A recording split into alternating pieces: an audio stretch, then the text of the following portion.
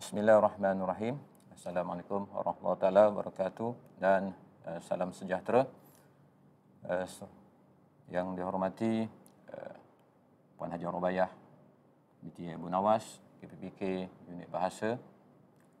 Yang dihormati rakan-rakan pembentang serta yang dihormati para hadirin, tuan-tuan, puan-puan yang bersama kita bersiaran dalam live stream pada hari ini.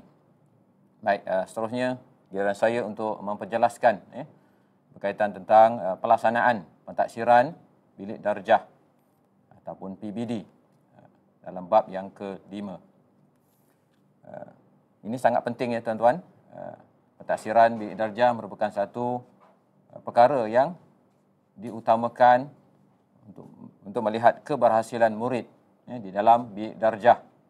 Keberkesanan, adakah guru mengajar mengikut dokumen kurikulum, standard kurikulum dan pentaksiran berkesan atau tidak, melihat kepada merujuk kepada standard kurikulum dan standard pembelajaran untuk kita lihat murid ini kita taksirnya dalam standard prestasi adakah mencapai objektif ataupun tidak. Di sinilah menjadi keutamaan setelah ketiadaannya peperiksaan, terutama di sekolah rendah UPSR telah pun dimansuhkan, manakala PT3 telah pun dibatalkan dan Menteri Kanan Pendidikan Malaysia telah memberi penekanan untuk memperkasakan PBD. Jadi pelaksanaan ini sangatlah penting kita laksanakan dengan sebenarnya agar keberjadikan murid yang kita mahukan yang dihasratkan oleh KPM menjadi benar-benar tercapai. Baik. Okey. Melalui pelaksanaan pentaksiran bilik darjah ini, kita lihat melalui carta alir yang kita dapat, tuan-tuan dan puan-puan lihat, kita mempunyai proses kerja yang seharusnya kita mengikutlah carta alir ini, iaitu PDCA, singkatannya PDCA, Plan, Do, Check dan Action. Di mana di sini kalau tuan-tuan lihat dalam carta alir ini, perkara utama iaitu peringkat merancang pengajaran dan pembelajaran dan juga kaedah pentaksiran. Itu proses yang pertama. Barulah diikuti dengan proses melaksanakan PDP dan juga pentaksiran. Seterusnya, di peringkat ini, selepas pelaksanaan, barulah ada proses merekod dan menganalisis penguasaan murid. Selepas ini saya akan kupas kita seperti lalu itu cerita ahli ini.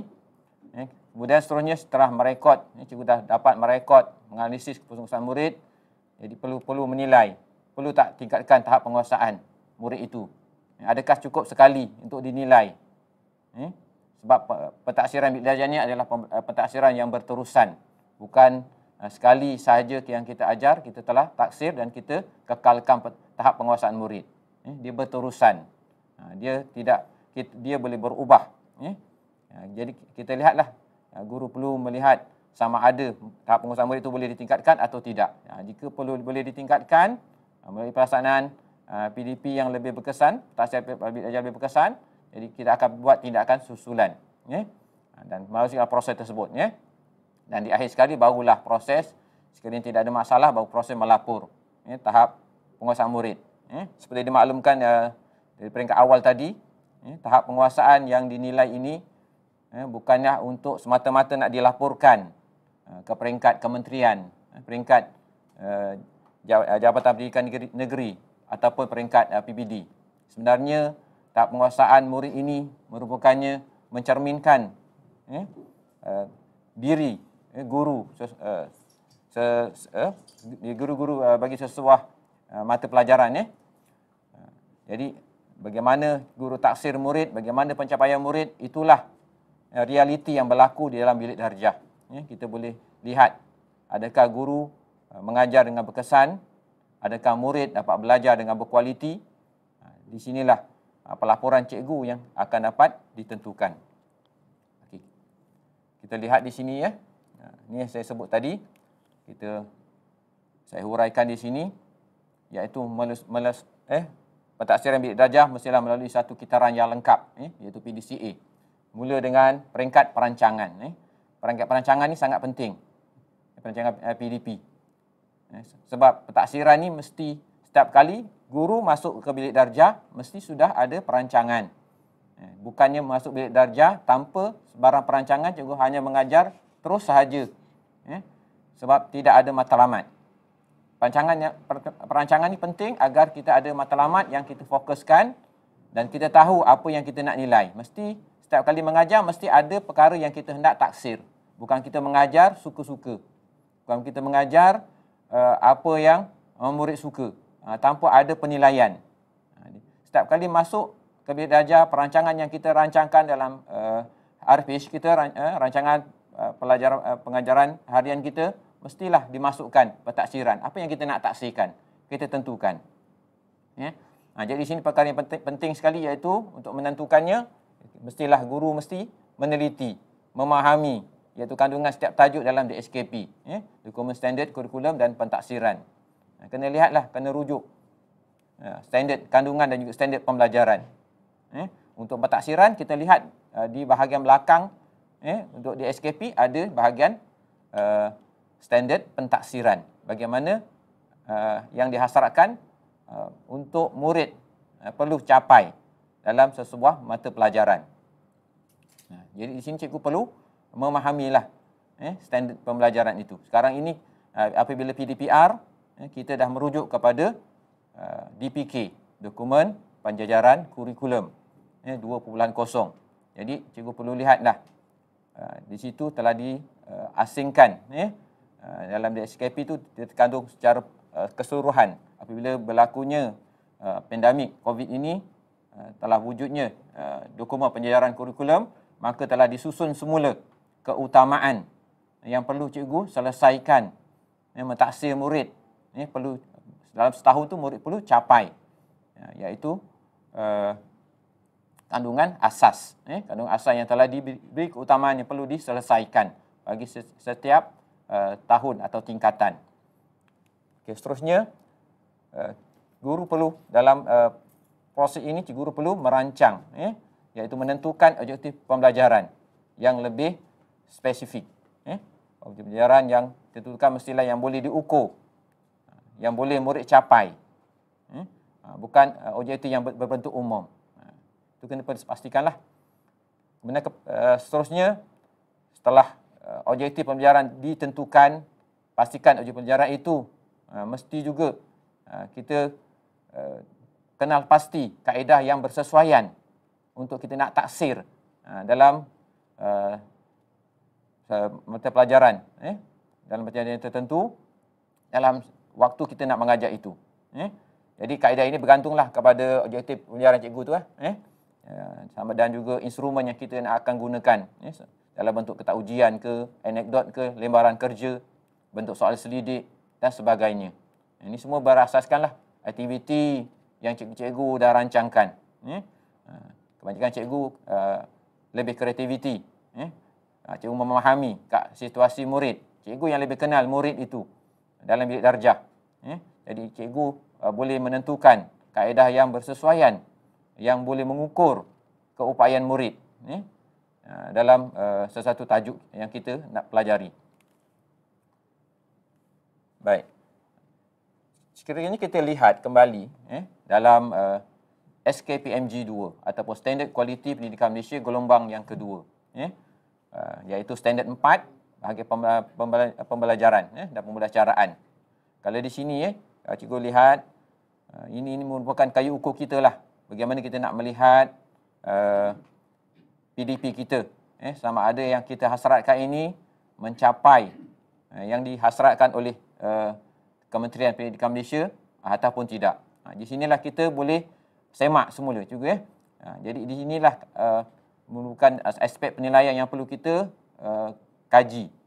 Okey, yang pertama sekali iaitu kita lihat ada segi termsnya, tindakan untuk mencapai standard iaitu 4.1.1. Okey, di sini yang pertama sekali iaitu tahap tindakan yang perlu cikgu nak capai iaitu dalam PDP untuk PBD kita, guru mesti melaksanakan PDPC dengan menjadikan RPH yang mengandungi objektif yang boleh diukur dan aktiviti pembelajaran yang sesuai. Saya tunjukkan yang slide ni. Okey, baik. Ini pengisian. Sekiranya cikgu dapat menentukan, dapat menjadikan RPH yang mengandungi objektif yang boleh diukur. Maksud di sini, tahap tindakannya ada. Kalau cikgu tak buat, cikgu tak menyediakan, tidak mengandungi objektif yang tak boleh diukur, pembelajaran tak sesuai, maksudnya di sini kosonglah. Tak boleh dinilai. Cikgu, maksudnya hasrat kita tak tercapai. Jadi pastikanlah yang boleh ditentukan. Kalau tentukan boleh satu lah cikgu. Tuan-tuan dan kena pastikan juga, kena rujuklah kembali rubrik tahap kualiti kita. Kita dah tahu dah kita nak menjadikan RPH yang boleh diukur, objektif yang boleh diukur. Jadi kena pastikan nak ukur bagaimana, aktiviti yang sesuai bagaimana. Lihat pada rubrik tahap kualiti yang yang telah ditetapkan dalam SKPMG 2 standard 4 ini. Dia menghukumi kepada 3 perkara ni. Adakah RPH cikgu itu objektif cikgu mengikut pelbagai aras murid? Adakah cikgu hanya mengajar semua sama saja? Ini kena pastikan. Jadi yang kita nak mahukan perlukan pelbagai aras. Mengapa? Kerana dalam bilik darjah ini terdiri daripada murid-murid yang berbeza keupayaan.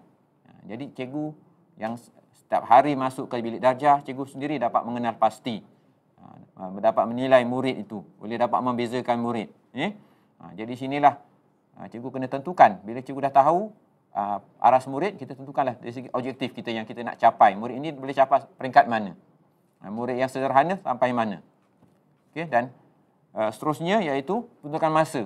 Aktiviti yang kita nak jalankan PBD kita ni cukup tak masanya yang kita nak nilai untuk murid yang lemah contohnya. Kalau murid lemah kita perlukan masa yang lebih nak ukur mereka. Kalau murid yang cemerlang, mungkin peruntukan masa mereka boleh selesai dengan lebih cepat. Yang ni cikgu kena tentukan, cukup tak masa?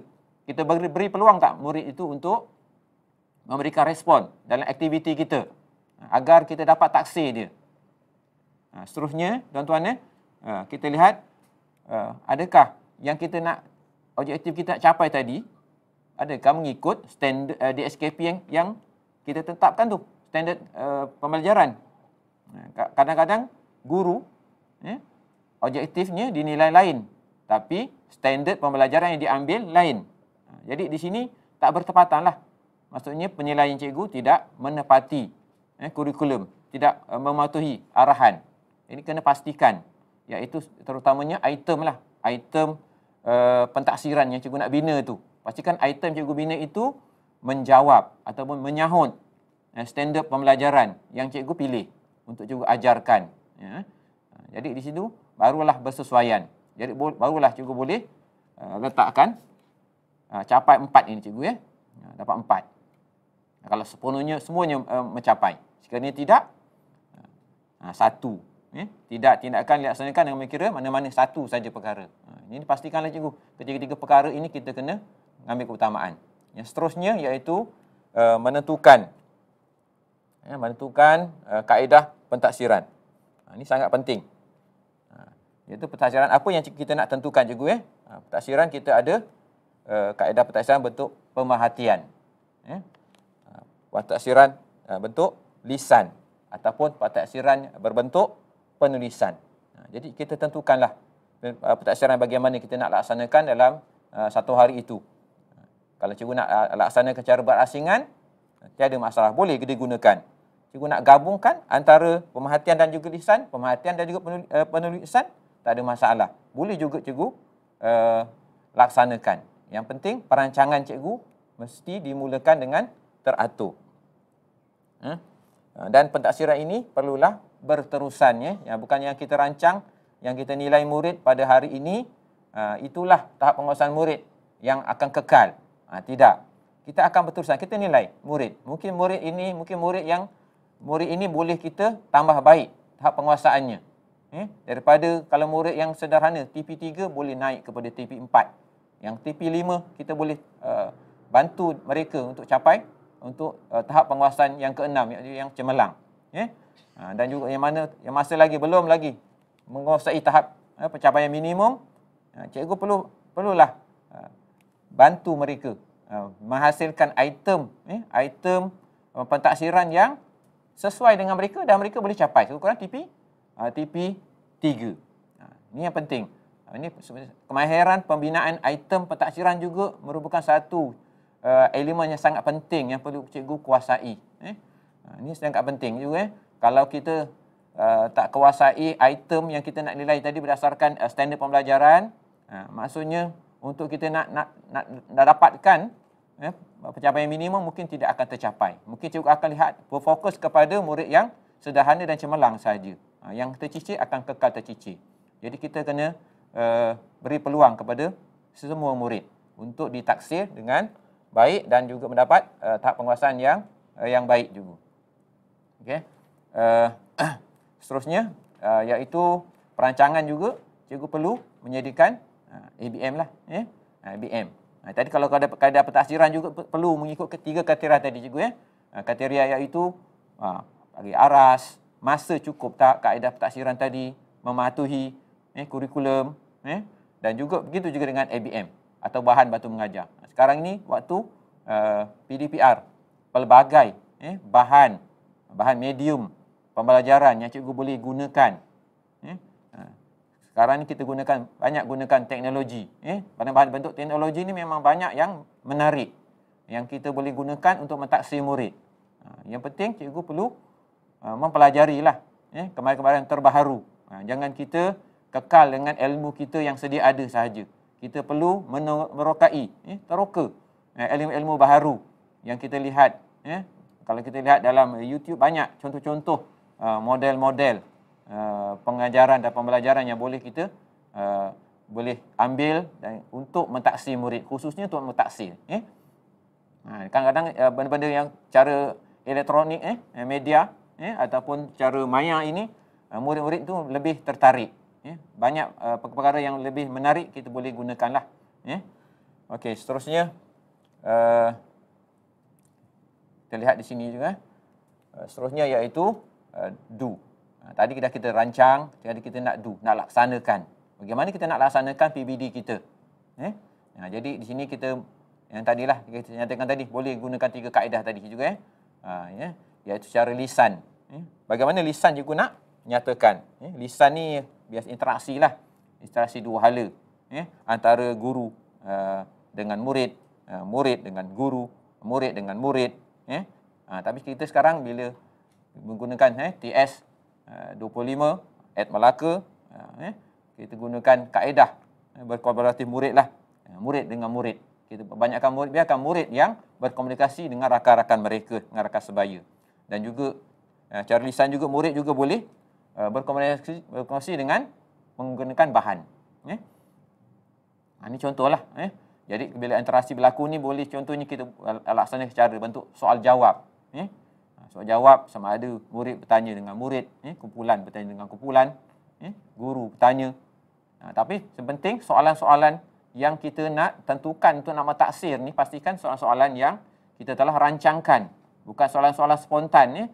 Pastikan soalan-soalan yang kita nak buat tu kita susun, kita rancangkan agar dia boleh mencapai objektif taksiran yang kita nak taksir pada hari itu.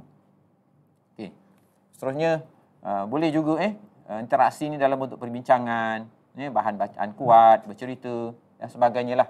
Ini yang cikgu boleh gunakan pelbagai kaedah yang cikgu boleh fikirkan yang lebih menarik murid untuk menyertai sesuatu aktiviti itu. Kita boleh lihat dan kita boleh taksir mereka lah, sama ada mereka boleh ditaksir secara individu ataupun ditaksir secara kumpulan atau berpasangan. Jadi ikut kebiasaan cikgu lah. Sekarang ni kalau keadaan pandemik ini sangat kita tak boleh nak berjumpa dengan murid secara bersemuka, cikgu boleh. Bagaimana secara lisan cikgu nak lihat, lisan tu cikgu boleh buat rakaman. Minta murid tu rakamkan suara mereka. Rakamkan suara mereka, mereka upload suara mereka. Mereka jawab secara lisan, rakamkan, ataupun mereka membacakan bahan pun kita minta murid merakamkan dan hantar kepada kita kembali. Dan sebagainya lah aktiviti tu. Guna aktiviti rakaman. Boleh dilakukan. Ataupun cikgu boleh menghubungi murid. Kita nak hubungi murid mungkin 2-3 orang. Hari ini kita nak cikgu nak paling kurang dapat 2-3 orang cikgu hubungi, dan cikgu tanyalah secara lisan, secara spontan. Cikgu tanya soalan-soalan dan mereka boleh jawab. Itu juga cikgu boleh masukkan dalam pentaksiran. Okey. Seterusnya iaitu pentaksiran secara bertulis, iaitu melibatkan aktiviti menyemak, mempersiapkan tugasan murid. Ini bentuk bertulislah apa benda yang murid ditulis dan boleh kita nilai, kita boleh taksir. Ini juga perlu ada perancangan juga Okey, baik. Seterusnya iaitu pemerhatian cikgu. Pemerhatian yang sesuailah untuk mentaksir proses dan hasil kerja murid. Jadi apa yang kita nak perhatikan tu, pastikan kita perhatikan murid untuk melihat aktiviti yang mereka lakukan itulah, dari sisi sikap dia, perbuatan amalan dia, kita nak perhatikan. Kemudian amali apa yang dia buat, aktiviti yang kita nak minta dia buat secara amali tu, kita lihat pelakuan dia, sikap dia, kemudian kemahiran manipulatif dia. Kemudian dari situ juga pemerhatian kita boleh lihat juga kemahiran bila mereka dalam bentuk melakukan aktiviti berkumpulan, kita boleh lihat cara mereka belajar, kemahiran kinestetik mereka, dan kalau sekarang ni PDPR, kita boleh lihat kemahiran mereka menggunakan literasi komputer, bahasa komputer. Mereka boleh gunakan, mereka boleh menulis dengan komputer, boleh memberikan respon, menggunakan aplikasi telefon bimbit mereka. Itu pemerhatian kita lah. Maksudnya mereka boleh dinilai. Okey, baik. Okey, seterusnya juga proses kita yang ketiga untuk pentaksiran bidik darjah, iaitu pastikanlah kita mesti ada refleksi kita. Kita nak kena check refleksi tentang perekodan kita dan menganalisis penguasaan murid. Ini perlu refleksi kita lah. Apa yang kita dah rekod tahap penguasaan murid, adakah kita nilai semula item yang kita bina untuk pentaksiran tadi, adakah bersesuaian ataupun tinggi sangat arasnya. Kalau tinggi sangat arasnya, jadi kita perlu ada pengubahsuaian, penambahbaikan. Kita kena analisis balik. Adakah hari ini tangan penguasaan hanya dapat menguji murid-murid yang cemerlang sahaja, murid yang lemah masih tak sesuai dengan pentaksiran yang dicadangkan. Jadi di sini kita perlu ada penambahbaikan. Yang ini perlu kita catatkan juga. Kita refleksi, kita catat apa yang kurang. Apa kebolehan, kemajuan murid pun kita catatkan.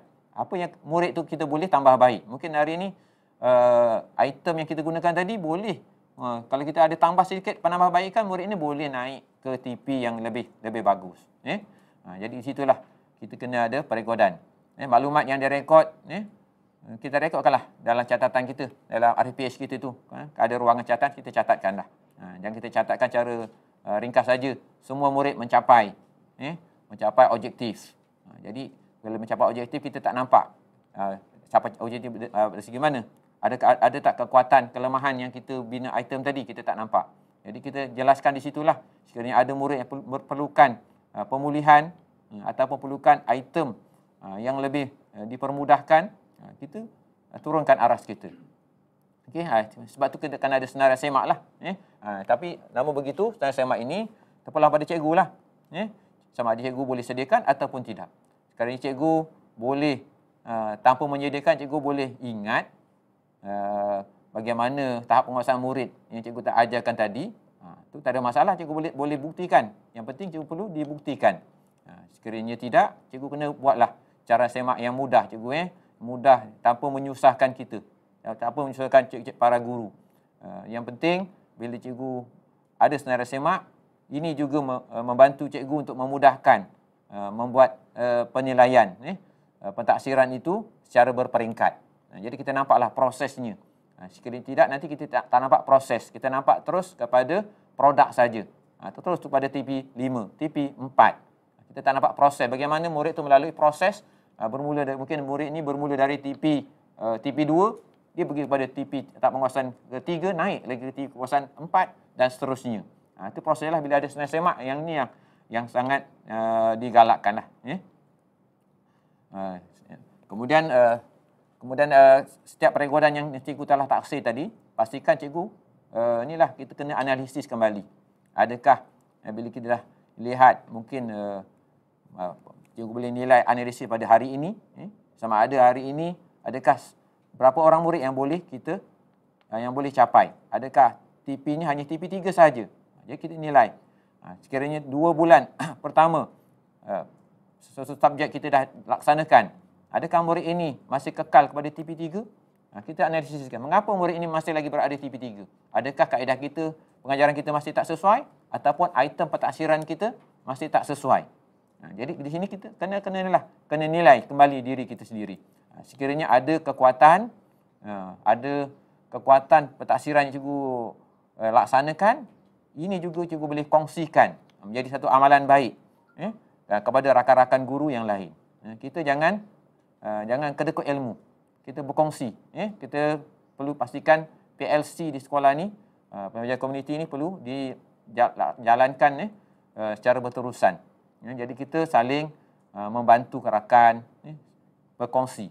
Selagi kita berkongsi, selagi itulah ilmu kita akan cara bertambah. Okay, seterusnya, kita refleksi kita kembalilah. Adakah pertimbangan profesional kita tadi kita perlu laksanakan atau tidak?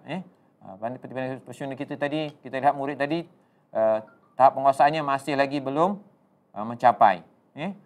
Jadi apa tindakan susulan yang kita nak bantu mereka? Inilah kita kena fikirkan lah. Jadi kalau ada proses refleksi ni memang seseorang murid tu kita boleh bantulah. Sekurang-kurangnya daripada yang kurang baik kepada yang lebih baik.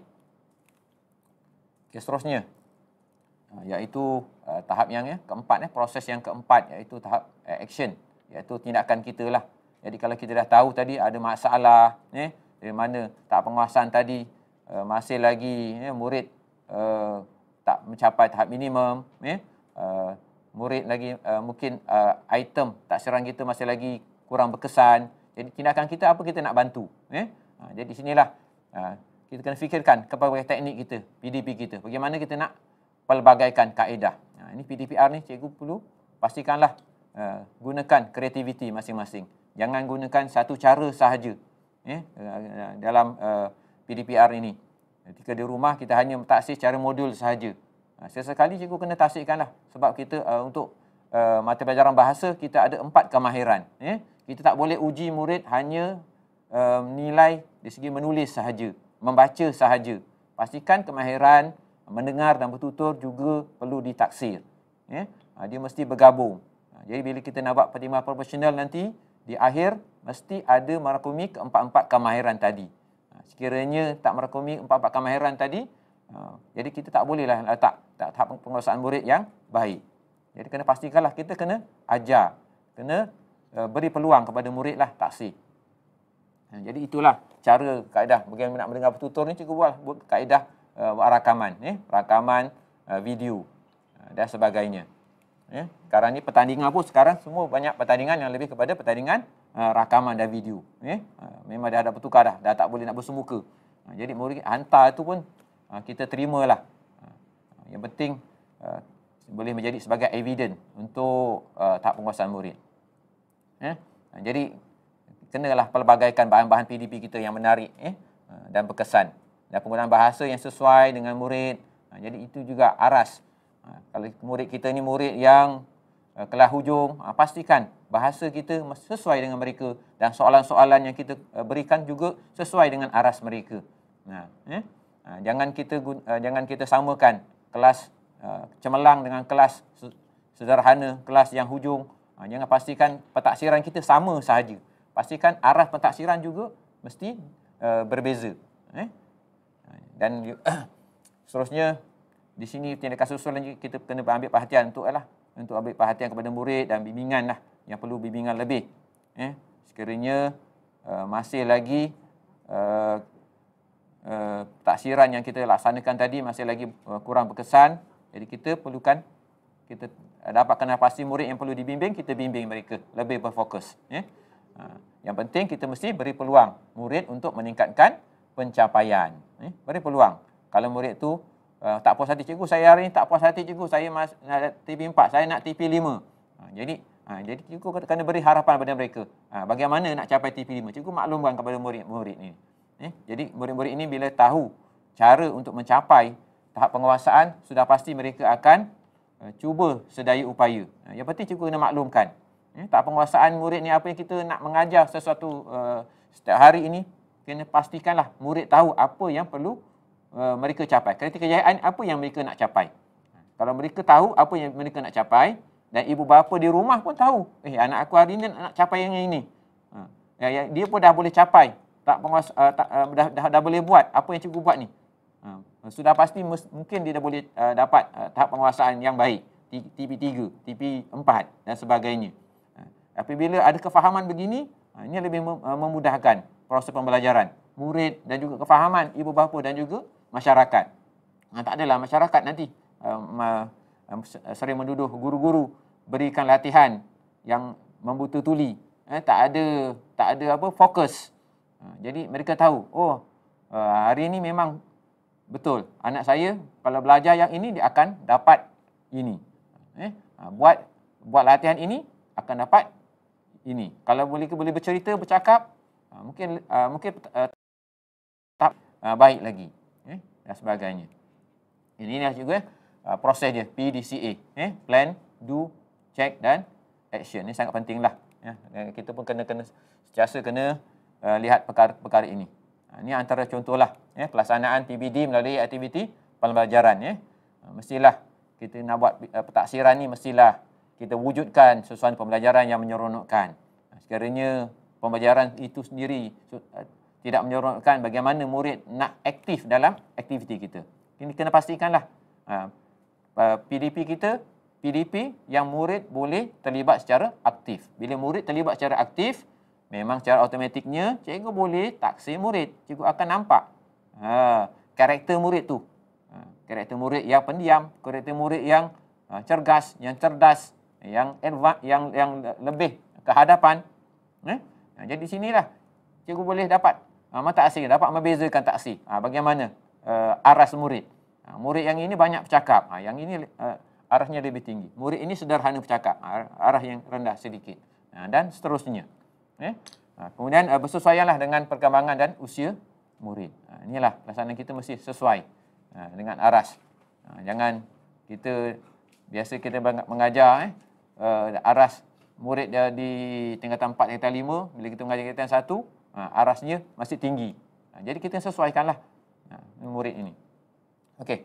Jadi pelaksanaan ini ada beberapa caralah aktiviti yang cikgu boleh laksanakan untuk PBD, sama ada cikgu nak laksanakan dalam bentuk projek, projek mudah, berkumpulan yang cikgu boleh taksir, dan projek dalam kaedah bercerita. Ini bahasa memang banyak ceritalah. Kalau macam bahasa memang sesuailah untuk bercerita, memang nampak karakter semua, dari segi intonasi, kesopanan, daripada nilai, semua kita dapat lihat. Dari segi kuis cikgu boleh rangka, permainan atau memain peranan dan sebagainya lah. Cikgu lebih arif tentang perkara ini, cikgu dah sering lalui bersama-sama dengan anak murid. Okey, ini saya contohlah, contoh untuk bahasa Melayu. Bagaimana kita nak taksir, iaitu aktiviti bercerita. Contoh di sini standard kandungannya 2.3, membaca dan mengapresiasi karya sastra dan bukan sastra. Standard pembelajarannya iaitu 2.3.1, Roman 1, membaca dan mengenal pasti kandungan teks, bahan sastra dan bukan sastra, iaitu cerita. Objektif yang kita nak, murid dapat membaca dan mengenal pasti 2 ayat penyata. Yang kita fokuskanlah 2 ayat, kurang-kurangnya 2 ayat cerita yang dibincangkan. Jadi ini kemahiran, iaitu kemahiran membaca. Kaedah pentaksiran kita nak lihat melalui pemerhatian. Dan instrumen cikgu boleh gunakan lah. Instrumen sama ada anekdot ataupun senarai semak. Okey. Baik.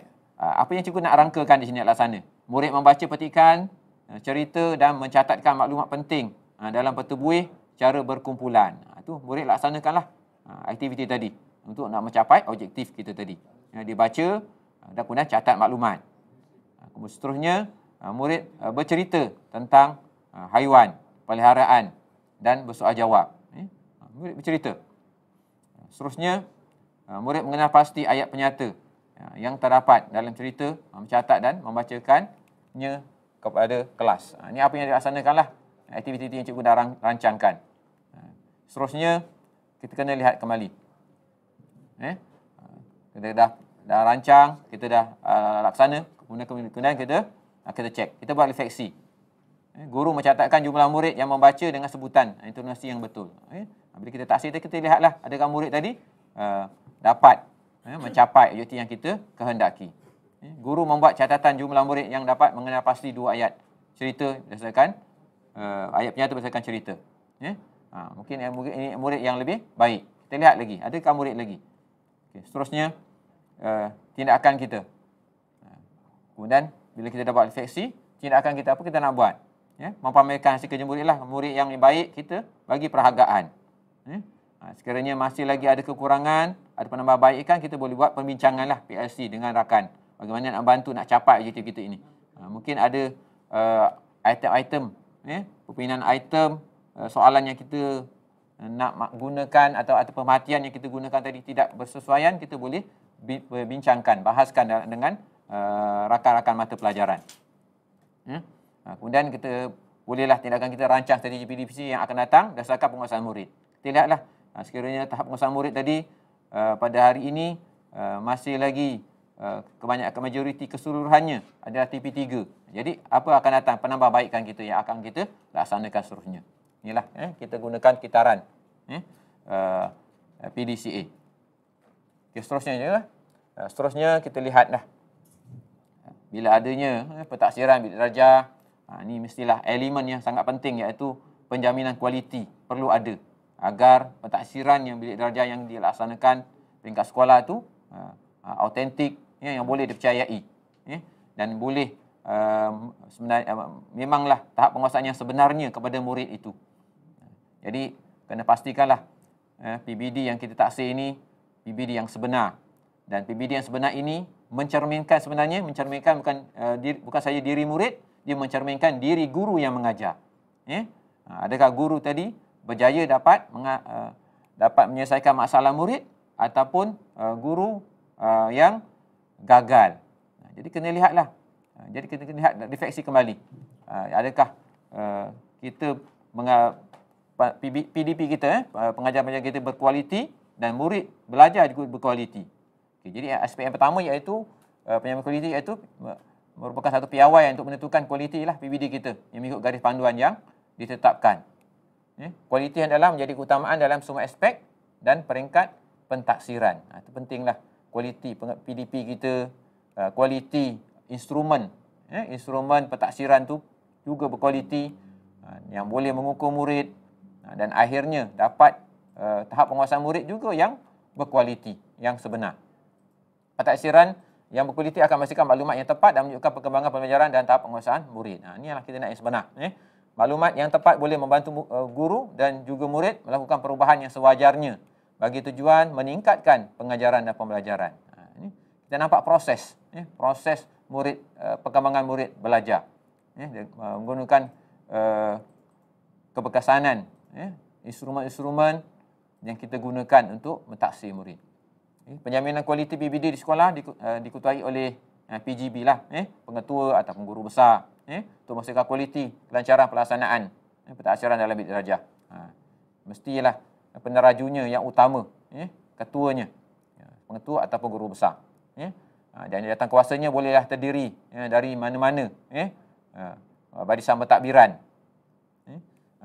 barisan JKMP atau ketua bidang, ketua panitia, guru mata pelajaran, ataupun guru yang dilantik oleh guru besar atau pengetua, ataupun terdiri daripada jawatankuasa kurikulum ataupun jawatankuasa PBS. Ini semua mengikut budi bicara guru besar. Bagaimana perancangan ini hendak disusun ini mengikut kebiasaan pengetua dan guru besar untuk memudahkan tugas-tugas penjaminan kualiti PBD boleh dilaksanakan di sekolah dengan lebih berkesan dan lebih autentik dan boleh dipercayai lah. Okey, baik. Ni penjaminan kualiti PBD di peringkat sekolah. Kita ni ada 4 perkara lah yang perlu dibugarkan kembali lah. Sebenarnya semua pengetua, guru besar dan juga barisan pentadbiran telah pun mendapat pendedahan ini. Cuma kali ini kita hanya nak memantapkan kembalilah agar perkara-perkara ini diambil lebih serius dan diambil perhatian yang sangat penting. Yang pertama sekali iaitu pementoran. Kita ada 4 di sini, pementoran, pengesanan, penyelarasan dan pemantauan. Kalau pementoran ni tujuannya adalah untuk membantu, nak memudahkan cara, nak membimbing, meningkatkan pengetahuan dan kefahaman guru untuk melaksanakan PBD. Okey, ini secara maksud secara umum, tujuan umum. Pengesanan tujuannya adalah untuk menilai kesesuaian, kekuatan dan kelemahan kaedah dan instrumen pentaksiran yang digunakan dalam pelaksanaan PBD. Okey, ini sebentar lagi saya akan tunjukkan yang lebih lanjut. Penyelarasannya tujuannya untuk memastikan penetapan tahap penguasaan adalah adil kepada murid. Ini yang penting. Pemantauan yang sangat penting. Perlu dijalankan di sekolah. Bertujuan untuk memastikan pelaksanaan PBD mengikut panduan yang ditetapkan. Kalau tak ada pemantauan, jadi maka pelaksanaan PBD tadi hanya berjalan sekali lalu sahaja tanpa ada matlamat, tanpa ada dibincangkan. Mesti perlu dibincangkan. Setiap data-data yang dikumpulkan perlu ada pemantauan dan dibincangkan. Bagaimanakah pencapaian murid, kemanjaan murid. Saya perincikan di sini. Okey, baik. Sini pementoran. Jadi pementoran di sini mungkin satu proses untuk nak jamin kualiti, iaitu nak membantu, nak memudah cara, membimbing, meningkatkan pengetahuan dan kefahaman guru untuk melaksanakan PBD mengikut prosedur serta garis panduan yang ditetapkan. Ini sebenarnya kita nak bimbing lah, nak tingkatkan profesionalisme rakan-rakan guru kita. Sebab tu ada pementoran, mentor dan mentee. Siapa yang mentor dan siapa yang mentee. Ini sekolah akan tentukanlah. Aktiviti pementoran dijalankan sebelum, semasa dan atau selepas pelaksanaan PBD. Pelaksanaan pementoran lah jawatankuasa yang telah dilantik. Jadi kena tentukan. Jadi jawatankuasa yang dilantik tadi tentukan siapa mentor untuk setiap subjek, mentor untuk aliran kelas dan sebagainya lah. Itu semua boleh disusun peringkat sekolah. Okey, seterusnya para pentadbir iaitu pengetua guru besar, guru kanan ataupun juga MP ataupun ketua bidang hendaklah membantu, menyokong serta membimbing guru bagi meningkatkan pengetahuan dan kefahaman guru dalam melaksanakan PBD secara berterusan. Jadi peranan ketua panitia di sini iaitu membimbing. Ini penting juga sesuatu panitia ni, bimbing dan membantu ahli panitia dia meningkatkan kefahaman dan kualiti pentadbiran PBD dari semasa ke semasa mengikut subjek yang berfokus. Dan ketua panitia juga perlu menentukan, mengadakan sesi perbincangan yang kerap dalam PLC. Mentor-mentee, wujudkan mentor-mentee, siapa mentornya, siapa mentinya. Taklimat serta latihan dalaman. Boleh laksanakan peer coaching atau dengan menjalankan kajian tindakan terhadap sesuatu kaedah pentadbiran dalam pelaksanaan PBD. Okey, baik. Ini peranan peserta pementoran. Apa yang perlu nak ditentukan? Yang penting bila kita ada pementoran, kita mesti ada matlamat kita. Tentukan tajuk, objektif, jadual dan kaedah pementoran. Apa yang kita nak mentorkan rakan-rakan kita ni? Apa yang kita nak capai rakan kita ni? Hasrat kita pada PBD ni apa kita nak? Yang mesti yang selari yang kita mahukan, mesti ada fokus. Yang keduanya, kita mesti ada menyediakan dokumen bahan rujukan pementoran. Bagaimana kita nak bantu rakan kita nak mentor, mesti ada bahan dia. Yang seterusnya iaitu nak menjalankan pementoran bagi tajuk yang ditetapkan. Ini contohlah. Saya berikan contoh di sini, iaitu contoh pertama. Contoh kita tentukan tajuk pementoran iaitu penghasilan item objektif. Kita nak mentor rakan kita, nak hasilkan item objektif yang bertepatan. Jadi pastikanlah apa yang kita nak mentorkan dia. iaitu memberi guru pengetahuan dan kefahaman mengenai prinsip pembinaan item. Mestilah JKMP, biasa pentadbiran, mesti lebih arif dan lebih faham nak menghasilkan item objektif. Jika mereka tak arif, bagaimana kita nak bantu rakan kita? Jadi di sini pihak biasa pentadbiran perlu kena pastilah siapa rakan-rakan guru yang boleh mentor rakan-rakan yang ni. Mungkin guru yang lebih senior, guru yang lebih berpengalaman, boleh mentor kepada rakan-rakan guru yang baru ataupun guru-guru yang masih lagi perlukan bantuan. Okey. Di sini kita tetapkan sasaran kita. Apa yang kita nak, iaitu memberikan contoh-contoh item objektif yang mendapati prinsip pembinaan item. Kita nak pastikan guru yang kita mentor tadi dia tahu, boleh tahu contoh-contoh nak bina contoh item objektif yang mendapati prinsip. Kemudian membimbing guru kita menghasilkan item yang mendapati prinsip pembinaan item. Seterusnya kita nak juga menilai item yang dihasilkan oleh guru. Kalau dia dah faham, dia dah faham, dia dah kenal contoh item untuk buat pentaksiran. Sekarang ni mungkin mentor tadi boleh minta guru tadi hasilkan contoh item untuk nak taksirkan dari bilik darjah. Dan kita boleh pastikan item yang dibina tadi bertepatan. Okey, seterusnya contoh yang kedua, iaitu contoh kita nak mentorkan kefahaman pula, kefahaman kehendak tugasan. Bagaimana cikgu boleh faham, menti kita ni faham tentang kehendak tugasan yang dia nak buat dalam PBD, dalam bilik darjah. Yang pertama sekali, kita nak pastikan beri guru tahu dan faham tentang kehendak tugasan tadi yang nak diberikan kepada murid. Kemudian kita kena menjelaskan keperluan alat dan bahan bagi melaksanakan tugasan tadi. Apakah bahan tadi? Kalau tugasan tadi, apa aktivitinya, bahannya nak gunakan apa, instrumennya apa dalam bilik darjah. Jadi di sini kita juga boleh bimbing guru tadi dalam menjadikan jadual pelaksanaan tugasan. Boleh bimbing guru menjadikan senarai semak pelaksanaan tugasan dalam bilik darjah. Bantulah. Peringkat awal kita bantu, kita bimbing. Kalau guru tu boleh buat, kita akan lihat, semak semula. Memberi guru pengetahuan dan kefahaman tentang peraturan pemakahan. Kita lihat bagaimana cara nak letakkan markah, bagaimana nak mentaksir murid, bagaimana nak hasil kerja murid nak ditanda, nak dinilai, bagaimanakah kaedah pentaksiran yang dinilai tadi memenuhi kriteria yang dikehendaki. Jadi kita perlu bimbinglah. Sekiranya proses pementoran tadi telah berjaya, maksudnya kalau cikgu tadi telah dapat, menti tadi dapat melaksanakan seperti mana kehendak yang mentor tetapkan, maka dah selesailah tugas mentor tadi. Jadi tinggal pelaksanaan dalam bilik darjah sahaja. Okey. Ini contohlah. Ini contoh, iaitu borang instrumen penilaian kendiri lah, keberkesanan pementoran. Yang ini boleh diisi oleh menti lah. Okey, bagaimana yang telah ditunjuk ajar, adakah telah hasratnya telah dicapai, mentinya telah memahami tajuk pembincangan dan sebagainya. Contoh saja instrumen sebagai rujukan sahaja.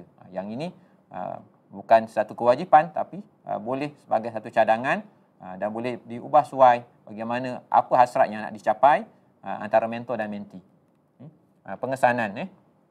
Seterusnya pengesanan, iaitu maksud kaedah dan instrumen pentaksiran yang digunakan sesuai dengan tujuan pentaksiran. Kita nak kesan tu. Kita kesan daripada tahap penguasaan tadi sesuai tak? Sesuai dengan murid. Instrumen tadi sesuai atau tidak? Boleh tak capai? Kita nak hasratkan kita murid melepasi tahap minimum, adakah boleh capai? Dijalankan bagi menilai kesesuaian, kekuatan dan kelemahan kaedah dan instrumen pentaksiran yang digunakan dalam pelaksanaan PBD untuk mendapatkan maklumat tentang penguasaan murid. Guru mata pelajaran perlu memastikan kaedah dan instrumen pentaksiran digunakan bersesuaian dan menepati standard kandungan dan menepati standard pembelajaran dalam DSKP. Pastikanlah instrumen itu mesti selari. Bukannya kita buat yang lain. Mesti perkara yang mana kitab utama kita adalah dokumen standard kandungan pentaksiran. Kalau kita sekarang ni kita gunakan DPK 210, tapi bahagian pentaksiran kita masih lagi merujuk kepada DSKP. Okay. Kemudian seterusnya mestilah mengikut tahap keupayaan dan keperluan murid. Itu semua tadi. Mesti adakah keupayaan murid tadi kita ada kepelbagaian aras. Dan tahap penguasaan murid yang disenaraikan dalam DSKP. Pastikanlah tahap penguasaan bagaimana yang hendak dicapai tadi. Dalam pentaksiran boleh rujuk di bahagian belakang pentaksiran tu telah dinyatakan tahap penguasaan 1 hingga tahap penguasaan 6. Apa yang perlu murid kuasai. Kat situ semua dah disenaraikan mengikut setiap mata pelajaran. Jadi kena rujuk. Jangan kita lihat kita di PK 2.0 ni, di PK 2.0 dia tak ada pun rujukan untuk pentaksiran. Yang rujukan pentaksiran cikgu kena buka dokumen standard kurikulum pentaksiran. Okey, baik. Seterusnya yang keempat, semasa pengesanan dilaksanakan, pentadbir perlu mengenal pastilah isu kebolehtakbiran dan kesesuaian kaedah. Instrumen pentaksiran tadi, adakah boleh digunakan instrumen tadi sesuai tak nak bertaksir untuk keseluruhan murid ataupun telah dibahagikan kepada aras murid. Jika boleh mengukur murid tadi sesuai, jadi boleh diteruskan. Dan sekiranya perlu ditambah baikkan, jadi di sinilah perlu ambil tindakan untuk penambahbaikan dengan melalui perbincangan dengan jawatankuasa ni lah pengesanan. Okey, seterusnya ni pemantauan. Ini satu aspek yang sangat penting, pemantauan. Kalau tak ada pemantauan, biasanya kita lah sebagai guru, kita rasa apa yang kita ajar tadi, apa yang kita laksanakan PBD tadi dah betul. Dah memang yang terbaik. Kita rasa begitulah. Bila tak ada orang melihat kan. Bila ada orang melihat, bila ada perkongsian daripada orang yang melihat, barulah kita tahu, oh ada sebenarnya apa yang saya taksir tadi, mungkin instrumen yang digunakan tadi masih lagi boleh ditambah baik. Mungkin melalui proses perbincangan, mungkin tahap penguasaan murid tadi daripada yang tahap yang lebih rendah kita boleh tambahkan kepada tahap yang penguasaan yang lebih baik. Di sini penting pemantauan. Aktiviti pemantauan ni boleh dilaksanakan sepanjang pelaksanaan PDP tadi. Daripada awal, daripada sebelum lagi, semasa dan selepas PDP. Yang pemantauan ni memang peranannya lah. Barisan pentadbiran memang mereka lah yang perlu memantau. Jadi pengetua, guru besar perlulah mengagihkan tugas-tugas kepada guru-guru lain yang boleh memantau. Mengikut mengikut kepercayaan daripada pengetua dan guru besar untuk membantu meringankan tugas. Dan mereka biasanya yang memantau ni mestilah mereka yang berpengalaman. Bukan guru baru. Guru baru tak boleh nak memantau. Dia boleh hanya boleh buat PLC, buat perkongsian, itu boleh. Jadi, pemantauan ni biarlah daripada orang yang lebih arif, berpengalaman dan dari kalangan yang ada barisan pentadbiran lah, ada jawatan. Menjalankan pemantauan untuk memastikan pengurusan pelaksanaan PBD mengikut garis panduan semasa yang disediakan. Okay. Seterusnya memastikan aktiviti merekod dilakukan secara sistematik dari semasa ke semasa. Ada tak guru ni buat? Dari semasa ke semasa. Dalam PDPR ni, hari ini dah mula PDPR untuk bulan ini sehingga ke bulan Jun, pastikan adakah dia rekodkan pada mulai hari ini, ada tak dia rekodkan? Tanyalah. Tak semestinya kadang cikgu nak rekodkan satu kelas, satu hari penuh. Cikgu boleh taksir semua murid. Mungkin hari ini cikgu A boleh taksir 5 murid sahaja. Dapat kemudian hari berikutnya murid yang lain pula. Gitu. Yang penting ada prosesnya. Mengenai setiap PDP yang dilaksanakan ada pentaksiran dijalankan. Jangan tidak ada pentaksiran yang direkodkan dalam RPH. Pastikanlah pihak pentadbir perlu pastikan lihat RPH guru-guru ini, pastikan ada perekodan pentaksiran yang dilaksanakan, apakah kaedah yang dilaksanakan, adakah bersesuaian. Kena pastikanlah adakah ini waktu PDPR ni kena pastikanlah pentaksiran ni adakah selari dengan standard pembelajaran, selari dengan rancangan tahunan dan SKP. Pastikan selarilah apa yang dirancangkan tadi mesti selari. Okey, seterusnya maklumat dan tahap penguasaan murid yang direkod dianalisis bagi tujuan tindakan susulan dan pelaporan. Penting.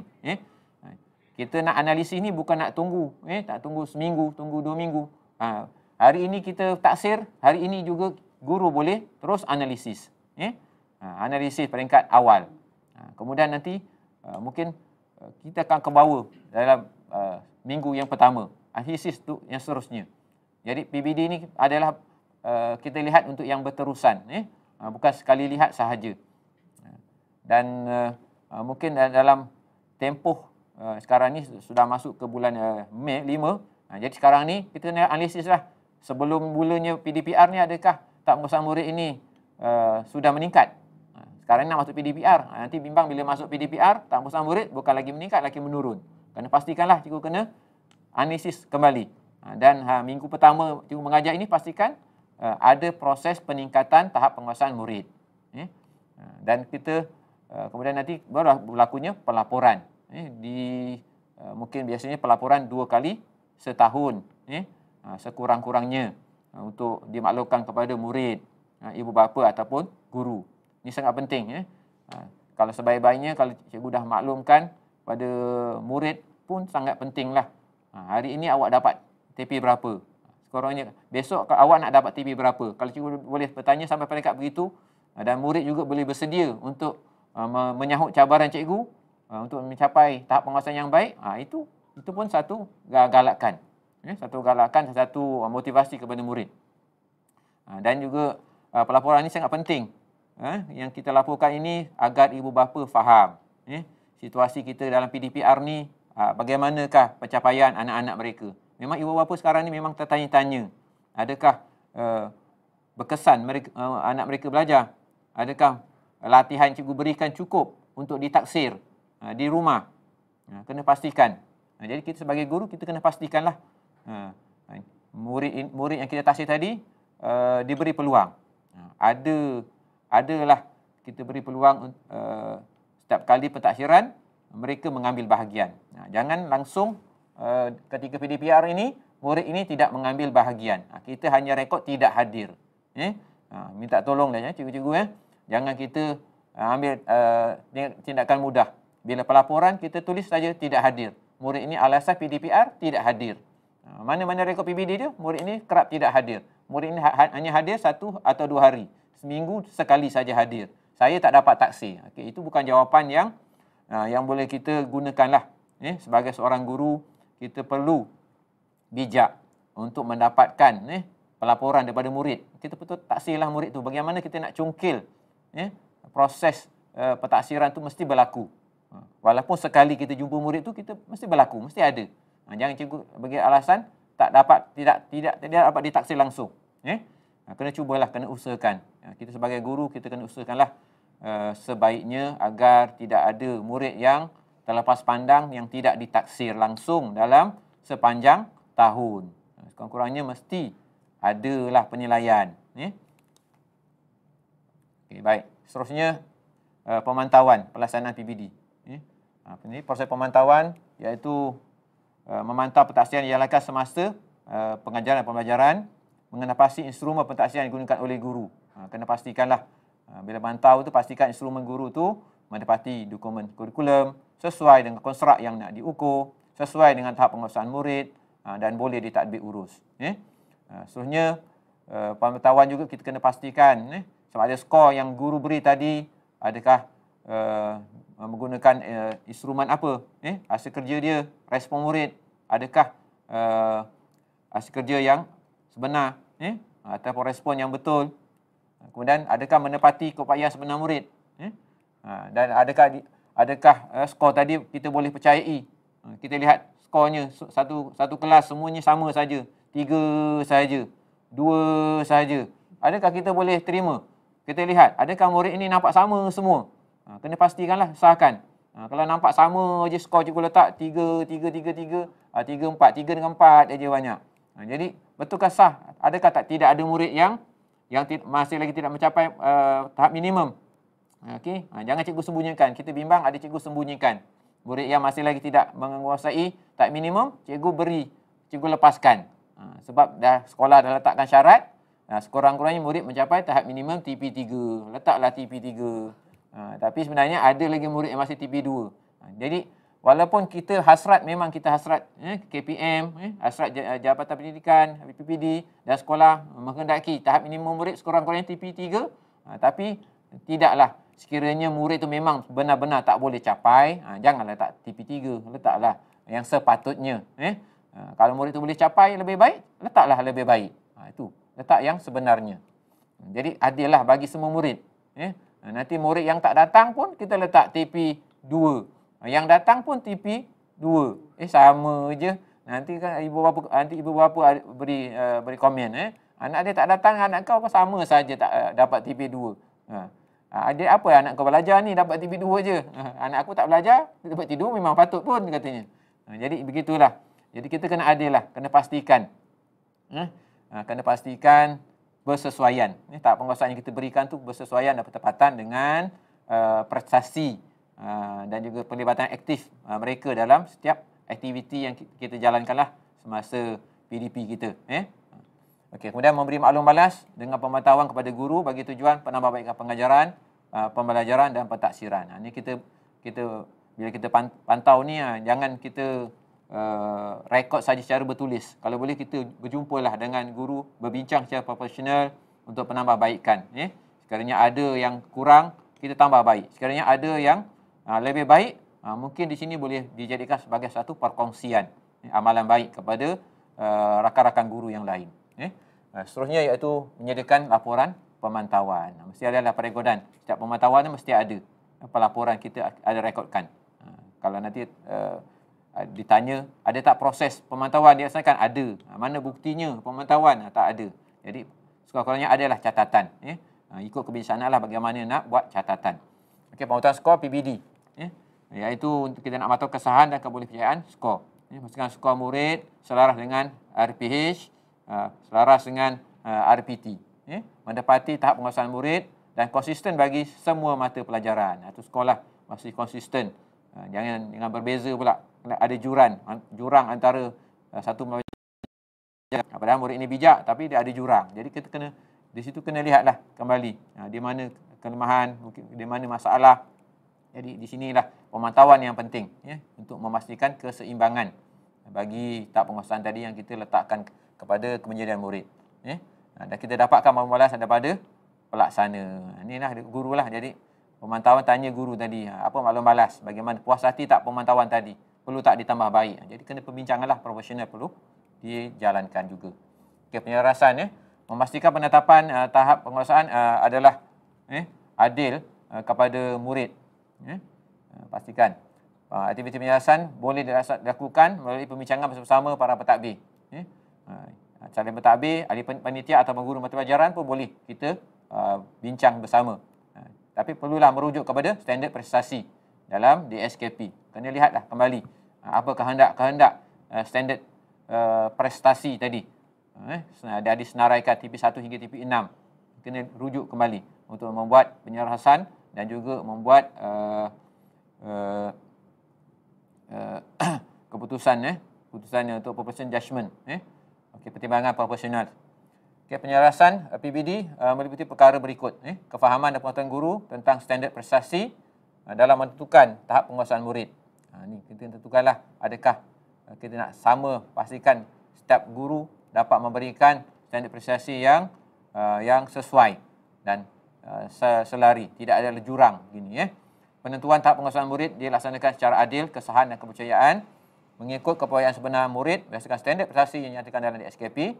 Dan seterusnya, cara menilai pencapaian hasil kerja murid dalam menentukan tahap penguasaan atau skor murid.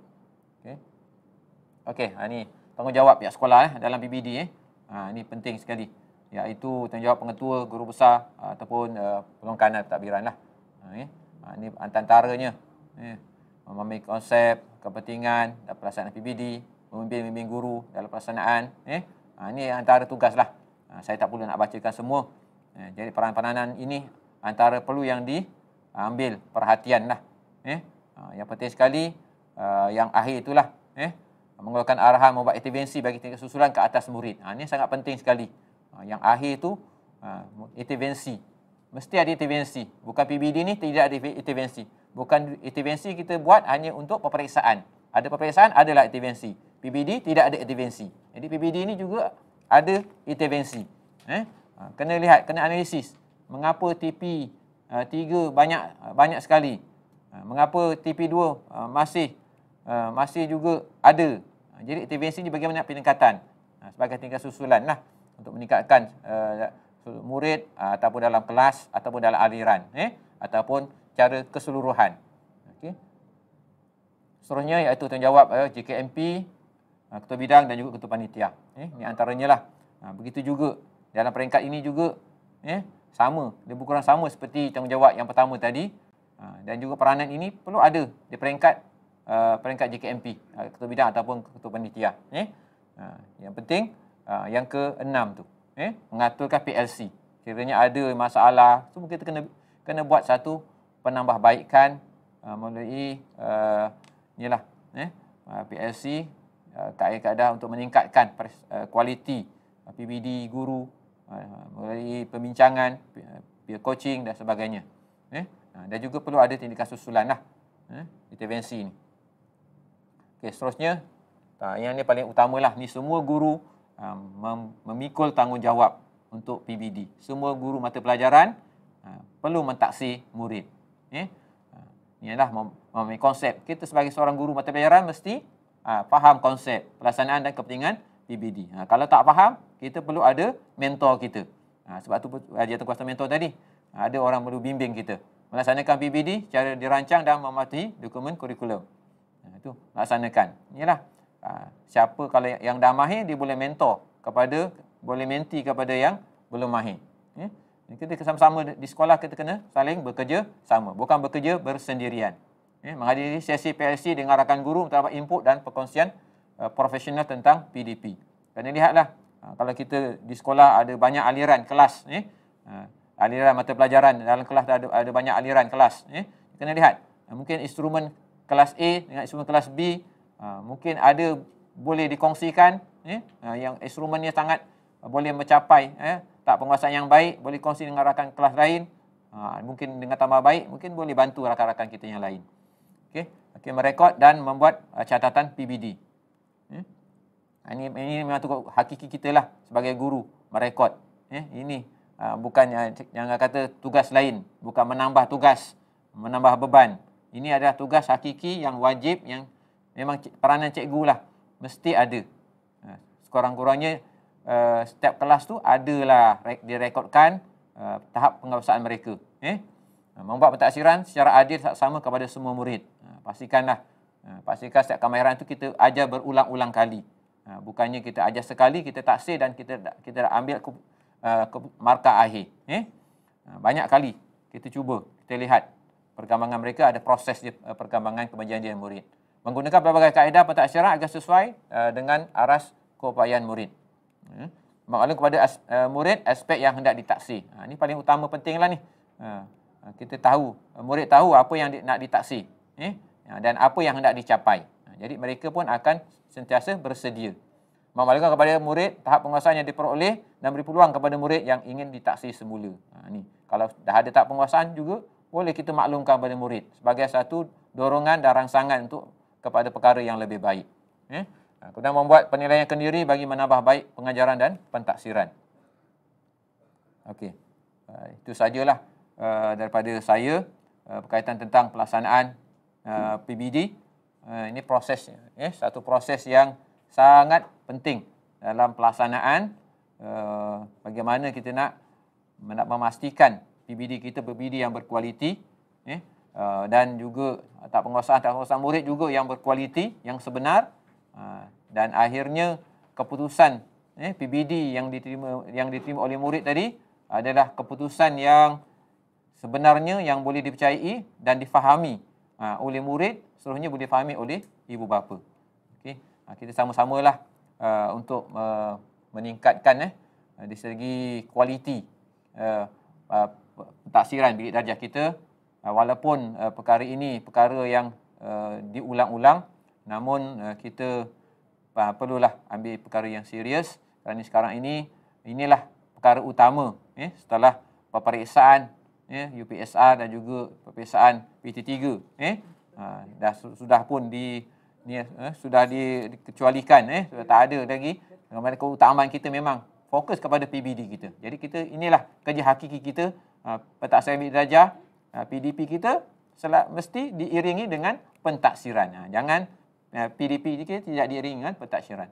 Okey, semoga perkongsian ini dapatlah meningkatkan kualiti kita semua, para guru, dan semoga kemajuan murid, khususnya di peringkat negeri Melaka dan juga amnya di Malaysia ini dapatlah menjadi satu kayu ukur yang boleh dipercayai dan boleh diguna pakailah untuk satu penilaian yang berkualiti. Saya sudahi dengan billahi taufiq wal hidayah. Wassalamualaikum warahmatullahi wabarakatuh.